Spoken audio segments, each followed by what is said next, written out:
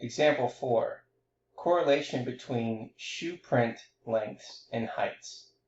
Consider the table below. From the scatter plot of the paired data, it isn't very clear whether there is a linear correlation. The display of the computer software results show that the linear correlation coefficient has the value of R, which was equal to 0.591 rounded. Now, if we look at the data here, we have 1, 2, 3, 4, 5 pieces of data here, which is very small. So it's kind of hard for us to see what the correlation is going to look like. But if we create a scatter plot, here's the scatter plot. Now again, if you look here from the table, okay, from software, we can generate the correlation coefficient. In this case, R is equal to 0.591. Now, we're going to come back to this other number here, which is called the critical R, when we go a little further here. But there's our correlation coefficient R, which is 0.591. Now, in this example, we know from the computer software display that in using the 5 pairs of data from the table above, the linear correlation coefficient is computed to be R, which is equal to 0.591. Okay, so we'll come back to the display up here, but let's just go ahead and go a little further here. Okay, so now it says that we're going to use the table below to interpret R. This is the table that we're talking about. These are the critical values of the linear correlation coefficient R. And we're going to consider the critical values from this table below as being both positive and negative. And then draw a graph which is similar to what you see on the right. You're going to use these values in the table for determining whether a value of a linear correlation coefficient R is close to 0, or close to -1, or close to +1 by applying the following criteria. Correlation.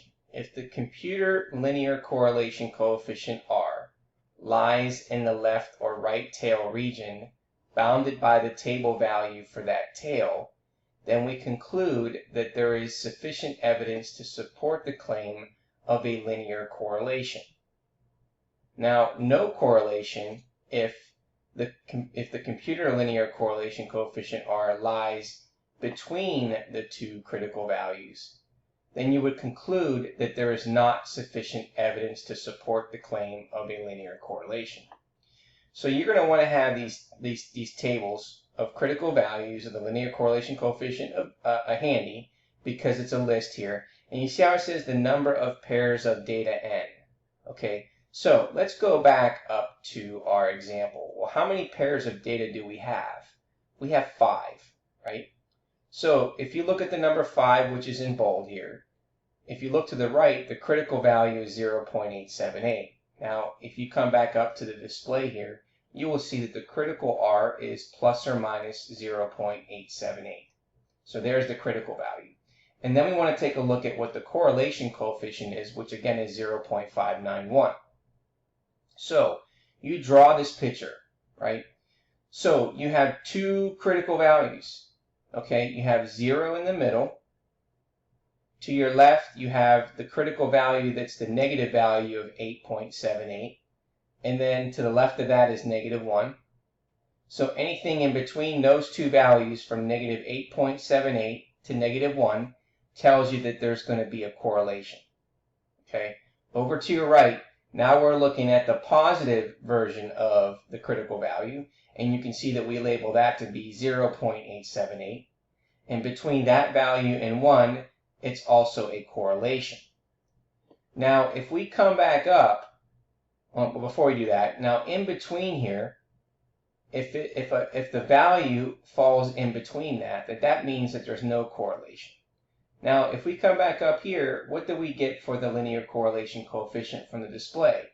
Well, rounding it to 3 decimal places gives us 0.591. So coming down here, we realize that where do we find this on the graph? Well, R, which is equal to 0.591, is sort of here in between 0 and 1. It's further away from 0, but it's less than the critical value. Now, what does that tell us? Well, again, the figure to the right above shows that the linear correlation coefficient of R, which is equal to 0.591, computed from the paired sample data is a value that lies between the critical values of R, which is equal to negative 0.878, and R is equal to 0.878, which again we found from the table on the left. Now, the figure on the right shows that we can consider the value of R equals 0.591 to be close to 0 instead of being close to -1 or +1. Therefore, there is no sufficient evidence to conclude that there is a linear correlation between shoe print lengths and heights of males.